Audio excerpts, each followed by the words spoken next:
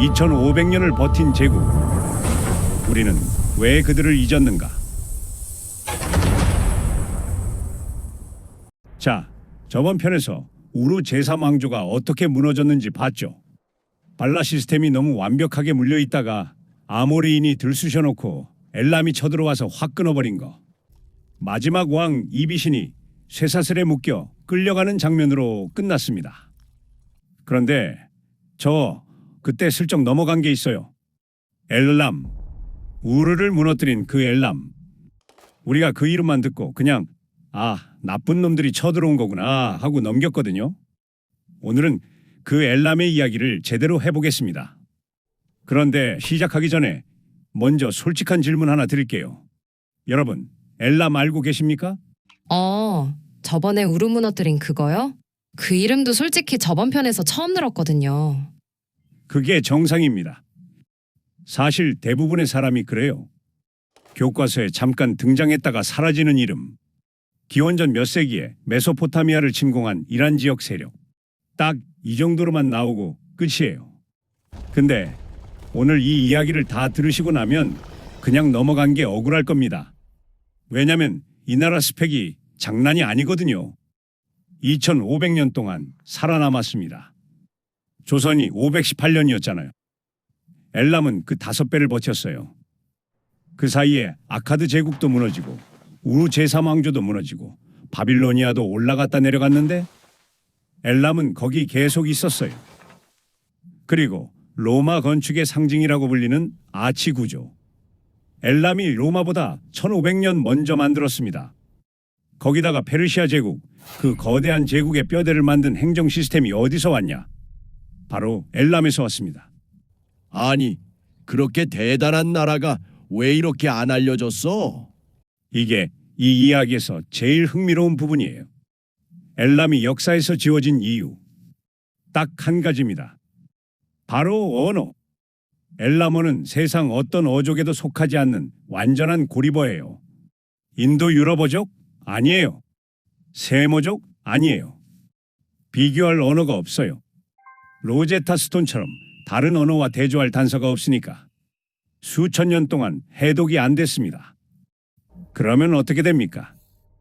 우리가 엘람을 아는 건 대부분 적들이 써놓은 이야기예요. 메소포타미아 사람들이 저 산에서 내려온 무서운 놈들이라고 써놓은 기록. 아시리아가 우리가 저들을 박살냈다고 써놓은 자랑.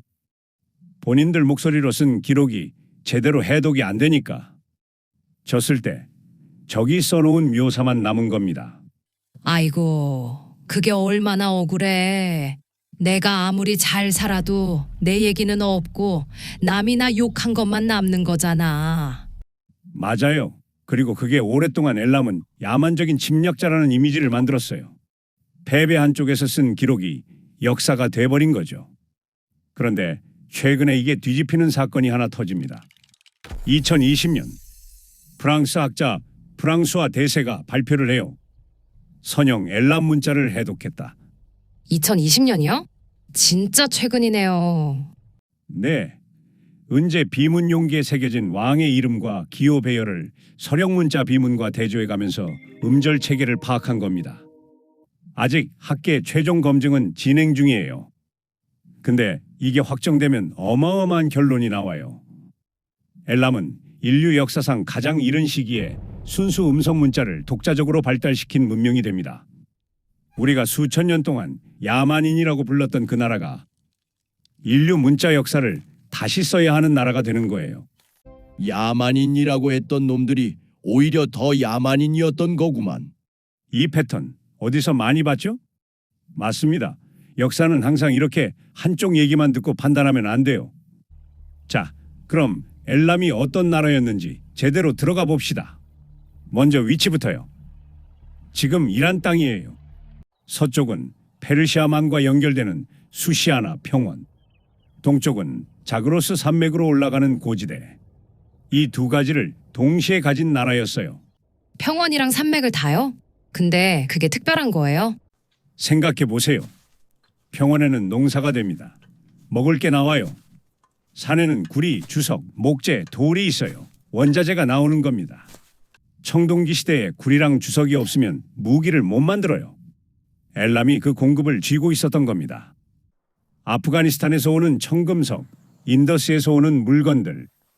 이게 메소포타미아로 들어오는 길목에 엘람이 있었어요. 지금으로 치면 핵심 공급망의 허브인 겁니다. 그리고 군사적으로도 기가 막혔어요. 누가 쳐들어오면 어떻게 합니까? 평원에서 버티다가 밀리면 산으로 올라갑니다. 산에서 게릴라전. 추격해 올라오면 험준한 자그로스 산맥이 막아줘요. 메소포타미아 왕들이 엘람을 완전히 정복하지 못한 이유가 여기 있어요. 이기고 또 이기는데 없어지질 않는 거예요. 바퀴벌레처럼 밟으면 숨고 또 나오고 또 숨고.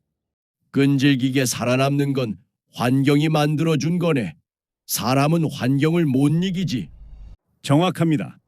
그런데 이 지리적 이중성이 오히려 내부 문제를 만들어요.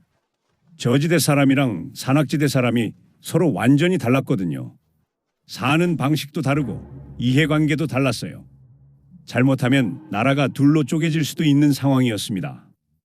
근데 엘람은 이걸 아주 독특한 방식으로 해결합니다. 왕을 한 명만 두는 게 아니라 사실상 세 명이 역할을 나눠서 나라를 운영한 거예요. 가장 위에는 전체를 총괄하는 최고 통치자. 그리고 그 아래에는 산악지대를 맡는 통치자. 또 저지대 수도 수사를 맡는 통치자. 이렇게 고지대와 저지대 세력을 권력 안에 같이 넣어버린 겁니다.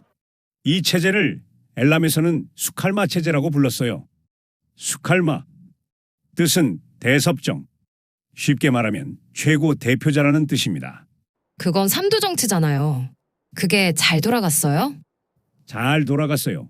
왜냐면 설계가 달랐거든요. 각자 자기 지역 이해관계를 대변하도록 만들어 놨습니다.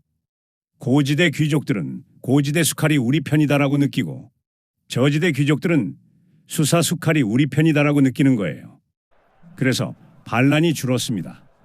나를 무시한다는 감각이 생기질 않은 거죠. 중앙 집권으로 다 꾹 눌러버리는 게 아니라 각 세력의 이해관계를 구조 속에 넣어버린 겁니다. 그리고 여기에 더해서 왕위 계승 방식이 또 독특해요. 왕위가 아들한테 가는 게 아닙니다. 조카한테 가요. 어머, 아들 안 줘? 세상에, 아들에게만 가는 우리의 문화로 따지면 아들이 얼마나 서럽겠어. 서럽겠죠. 근데 이게 정치적으로 엄청난 계산이었어요. 어떻게 하냐면 왕이 자기 누이를 고지대 유력 귀족에게 시집 보냅니다. 그 사이에서 태어난 조카가 다음 왕이 되는 거예요. 아, 조카면 고지대 귀족의 피가 섞인 거잖아요. 맞아요. 왕의 누이의 결혼이 단순한 가문 간 혼사가 아니에요. 저지대 왕족의 피와 고지대 귀족의 피를 합치는 국가 통합 프로젝트인 겁니다. 그렇게 태어난 조카가 왕이 되면 저지대도 저건 우리 왕족 혈통이야라고 하고 고지대도 저건 우리 귀족 혈통이야라고 해요. 양쪽이 다 자기 사람이라고 느끼는 거죠. 허허, 그거 영리하네. 결혼 하나로 나라 분열을 막다니. 지금으로 치면 재벌 창업자 여동생을 라이벌 그룹 회장 아들한테 시집 보내고 거기서 태어난 손자를 합병된 회사의 후계자로 세우는 거예요. 혈통으로 기업 합병을 한 겁니다. 자, 그럼 도시를 한번 볼까요? 이 나라의 수도가 수사라는 곳입니다. 지금 이란 후제스탄 지방에 있는 곳인데 이 도시가 어마어마합니다. 기원전 4200년경부터 사람이 살았어요. 우루크가 3500년경이니까 수사가 더 오래됐습니다. 고고학자들이 파보니까 층이 몇천 년치가 쌓여 있는데 그 중에서 나온 것들이 원엘람 점토판 1450여 점, 각종 인장, 조각상, 금속 유물들, 그리고 이 수사에서 나온 유물 중에 세계사에서 제일 유명한 유물이 있어요. 함무라비 법전이요. 잠깐만요. 함무라비 법전이 수사에서 나왔어요? 그렇습니다. 원래 바빌론에 있던 건데 중엘람 시대 왕 슈트루크 나운테가 바빌로니아를 침공하면서 전리품으로 수사에 가져간 거예요. 그리고 수천 년 뒤 그걸 프랑스 고고학자들이 발굴해서 지금은 루브르 박물관에 있는 겁니다. 그러니까 우리가 알고 있는 함무라비 법전 원본은 사실 엘람이 한번 바빌론을 털었기 때문에 살아남은 거예요. 잠깐만요. 그러면 엘람이 바빌론을 한번 완전히 이겼다는 거잖아요. 맞습니다. 우리가 엘람을 그냥 우루 무너뜨린 나라 정도로만 기억해서 그렇지. 실제로는 바빌로니아까지 굴복시켰던 강대국이었어요. 근데 이 이야기는 나중에 바빌로니아 편에서 더 자세히 다루기로 하고 오늘은 엘람이 어떤 나라였는지에 집중할게요. 자, 이번엔 건축 이야기를 해보죠.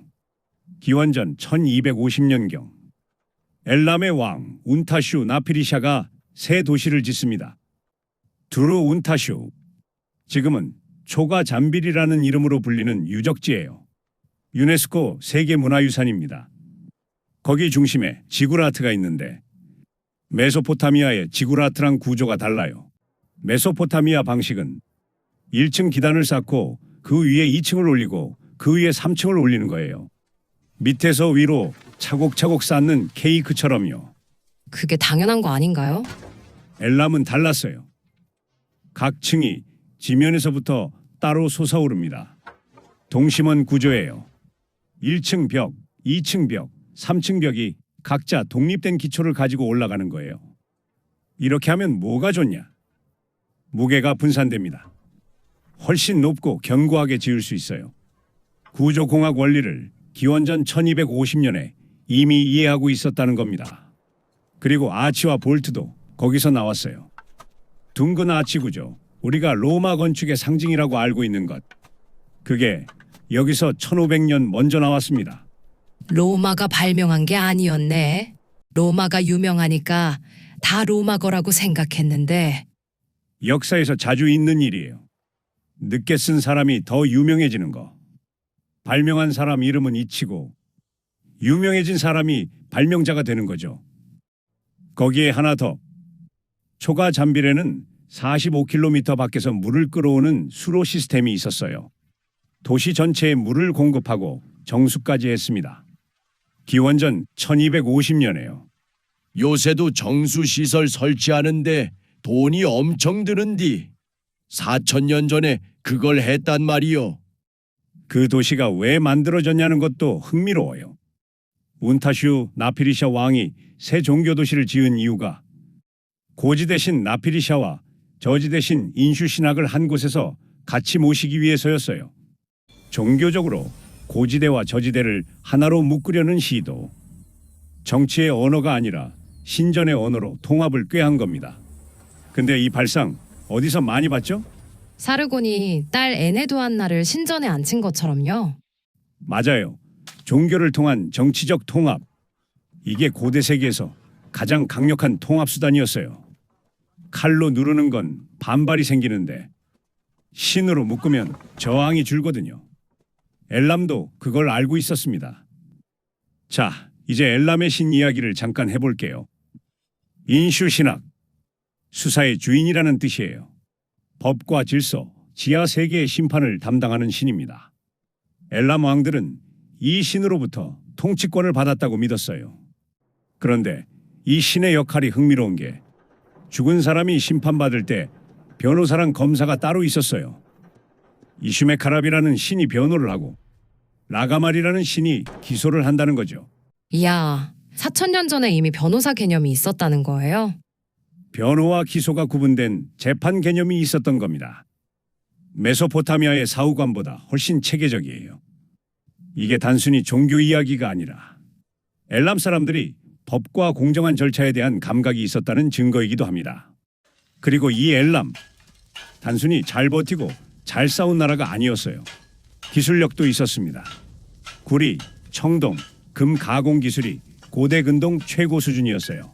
하프트 테페라는 유적지에서 대규모 금속 제련 공방이 발굴됐는데 황화강에서 구리 추출하는 복잡한 과정을 이미 알고 있었어요. 비소동이니 주석 청동이니 목적에 따라 금속 배합을 달리하는 거. 이게 당시 최첨단 기술이에요. 철이 나오기 전 시대에 금속이 곧 국력이었을 텐디 그걸 쥐고 있었다는 게 대단하네. 맞습니다. 그리고 엘람의 행정 시스템도 대단했어요. 하프트 테페 점토판에는 대금 명단, 세금 기록이 빼곡한데 쿠르만이라고 불리는 행정 담당자들이 물자 입출고를 관리했어요. 이 용어가 어디로 이어지냐? 훗날 페르시아 제국이 그대로 씁니다. 단어 하나가 수백 년을 살아남은 거예요. 자, 여기서 이야기가 흘러야 할 방향이 있어요. 우르편에서 봤던 장면으로 다시 가봅시다. 기원전 2004년 엘람 군대가 유프라테스 강을 건넙니다. 우르를 향해 직진. 이 장면 우리가 저번에 우르 입장에서 봤잖아요. 오늘은 엘람 입장에서 봐야 해요. 왜 엘람은 우르를 쳤냐? 그냥 욕심 때문 아닐까요? 욕심도 있지만 맥락이 있어요. 이 시기 엘람을 지배한 건 시마슈키 왕조예요. 이 사람들이 북쪽에서 오는 무역로를 놓고 우르와 계속 충돌하고 있었습니다. 우르가 발라 시스템으로 제국 전체의 물자를 통제하면 엘람에서 메소포타미아로 들어오는 물건에도 영향이 가거든요. 그리고 우르가 이 시기에 이미 아모리인 방어에 국력을 갈아놓고 있었어요. 기회를 본 겁니다. 튼튼한 나라를 치는 게 아니라 이미 기울어진 나라를 밀어 넘어뜨린 거예요. 그러니까 우르가 미리 자기가 망가지고 있었던 거잖아. 엘람이 없었어도 어차피 쓰러졌을 것 같은데. 그렇게 볼 수 있어요. 저번에 아카드 붕괴에서도 똑같은 이야기를 했죠. 구티인이 아카드를 부순 게 아니라 이미 기울어진 문에 마지막으로 손을 댄 것. 엘람도 마찬가지예요. 밀었는데 문이 쓰러진 거지. 엘람이 엄청난 괴물이어서 뚫은 게 아닙니다. 그리고 우르 멸망 후에 수메르 사람들이 쓴 기록이 있었다고 했잖아요. 우르의 멸망해가 거기에 이런 구절이 나왔었죠. 신이 외면했다. 도시가 울부짖었다. 그러나 아무도 듣지 않았다. 읽기만 해도 마음이 아프네. 4,000년 된 슬픔이 지금도 전달되는 거예요. 그리고 이 기록에서 엘람을 어떻게 묘사했냐면 신의 뜻을 모르는 자들, 이 땅의 것이 아닌 자들. 근데 방금 우리가 배웠잖아요. 엘람이 어떤 나라인지. 2500년을 버틴 문명, 독자적인 언어와 예술과 건축과 법체계를 가진 나라. 그게 야만인입니까? 진 놈이 이긴 놈 욕하는 거지. 이건 예나 지금이나 마찬가지요. 이 패턴 5,000년이 지나도 달라지지 않았어요. 자, 그런데 엘람도 최후가 있었어요. 오래 버텼지만 결국 무너졌습니다. 기원전 647년 신아시리아의 아슈르바니팔 왕이 수사를 완전히 파괴했어요. 아시리아 기록에는 이렇게 자랑스럽게 써 있습니다. 나는 수사의 지구라트를 무너뜨렸다. 왕들의 뼈를 파헤쳤다. 왕들의 뼈까지 파헤쳤다고요? 그건 좀 심한데. 아시리아 사람들이 원래 선전 좋아했어요. 그런데 재밌는 건 고고학자들이 실제로 수사를 발굴해 보니까 아슈르바니팔이 파괴한 다음에도 엘람 문화 흔적이 계속 이어져요. 아시리아 기록이 과장이었던 거예요. 다 부쉈다고 새겨놨는데 실제로는 다 안 부서진 거죠. 5,000년 전에도 뻥카가 있었네요. 선전과 현실의 차이. 이것도 예나 지금이나 다를 게 없어요. 자, 그리고 여기서 엘람의 가장 중요한 이야기가 나옵니다. 멸망 이후 엘람은 사라진 게 아니에요. 스며든 겁니다. 기원전 559년 키루스라는 사람이 페르시아 제국을 세웁니다. 우리가 아는 바로 그 페르시아, 아케메네스 제국. 이 키루스가 자기를 뭐라고 불렀냐면 안샨의 왕. 그래서 안샨이 어디냐고요? 엘람의 고지대 거점이에요. 엘람의 예수도 중 하나. 키루스는 페르시아 왕이면서 스스로를 엘람의 정통성을 계승한 왕이라고 선언한 겁니다. 그뿐만이 아니에요. 페르세폴리스, 그 거대한 페르시아 제국의 수도. 거기서 나온 요새점 토판을 보면 기원전 500년의 기록인데 배급 기록, 물류 기록이 전부 엘람어로 써 있어요. 페르시아 제국의 행정 언어가 엘람어였다는 겁니다. 고위 관료 이름도 상당수가 엘람식 이름이고 엘람의 옛 도시들이 그대로 행정 거점으로 쓰였어요. 그러면 페르시아가 엘람을 완전히 없앤 게 아니라 엘람 위에 올라탄 거잖아요. 정확해요. 아카드 사르곤이 수메르 시스템 위에 올라탄 것처럼 페르시아도 엘람 시스템 위에 올라탄 겁니다. 꼭대기만 바꾼 거예요. 우리가 영화 300에서 봤던 그 거대한 페르시아 제국. 그 기반이 엘람의 행정망, 엘람의 언어, 엘람의 도시들이었습니다. 그러면 엘람이 없었으면 페르시아도 없었다는 말이네. 그렇게 볼 수 있어요. 페르시아는 엘람의 잿더미에서 태어난 게 아니라 엘람의 유전자를 물려받아 성장한 겁니다. 우리는 흔히 역사를 이미 끝난 이야기라고 생각합니다. 근데 엘람 이야기를 보고 나면 조금 이상해져요. 분명 2500년이나 존재했던 문명인데 우리는 거의 모르고 있었거든요. 왜 그랬을까요? 엘람이 약해서도 아니고 기술이 없어서도 아니고 문명이 뒤떨어져서도 아니었습니다. 기록이 없었던 것도 아니에요. 그냥 그 기록을 해독하지 못했기 때문입니다. 그래서 우리는 오랫동안 엘람을 메소포타미아 기록 속 산에서 내려온 침략자 정도로만 기억했어요. 근데 막상 들여다보니까 그 안에는 도시가 있었고 정교한 정치 체계가 있었고 거대한 건축과 수로 기술이 있었고 최첨단 금속 가공 기술도 있었습니다. 결국 우리가 알고 있는 역사는 과거 그 자체라기보다 지금까지 해석할 수 있었던 기록들의 조각에 더 가까운 겁니다. 어떤 문명은 수많은 기록을 남겼고 어떤 문명은 언어가 해독되지 못했고 또 어떤 문명은 적들이 남긴 기록으로만 기억됐어요. 그러니까 역사라는 건 완전히 끝난 이야기가 아니라 지금 이 순간에도 계속 복원되고 있는 퍼즐에 가까운 거죠. 그리고 어쩌면 지금 이 순간에도 세상 어딘가에는 아직 제대로 해석되지 못한 사람들과 문화가 남아있을지도 모릅니다. 우리가 알고 있는 역사는 완성된 책이 아니라 아직도 해독 중인 원고에 더 가까운 건지도 몰라요. 근데 진짜 신기한 건요. 우리는 청동기 시대 하면 그냥 메소포타미아만 떠올렸잖아요. 근데 오늘 이야기 듣고 보니까 엘람도 금속 기술이 엄청 강했네요. 맞습니다. 사실 청동기 시대는 한 나라가 혼자 만든 시대가 아니었어요. 구리와 주석, 광산과 교역로, 산맥과 도시국가들, 수많은 지역이 연결되면서 만들어진 거대한 기술 네트워크였습니다. 엘람도 그 중심에 있었고요. 그러니까 우리가 흔히 생각하는 것처럼 문명이 메소포타미아 한 곳에서만 발전해서 퍼져나간 게 아니라 이란 고원, 아나톨리아, 자그로스 산맥, 중앙아시아까지 수많은 문명권이 서로 영향을 주고받으면서 청동기 세계가 만들어진 겁니다. 그리고 이 이야기는 사실 앞으로 등장할 바빌로니아를 이해하는 데도 굉장히 중요해요. 그래서 다음 편에서는 바로 함무라비로 넘어가기 전에 청동기 기술이 어떻게 탄생하고 퍼져나갔는지 그리고 금속 하나가 어떻게 제국의 힘이 되었는지부터 먼저 이야기해 보겠습니다. 인류는 어떻게 돌 대신 금속을 쓰게 되었는가? 청동은 어디서 시작됐고 왜 주석 하나가 국가의 운명을 바꾸게 되었는가? 다음 시간에는 청동기 시대와 금속의 세계를 함께 항해해 보겠습니다.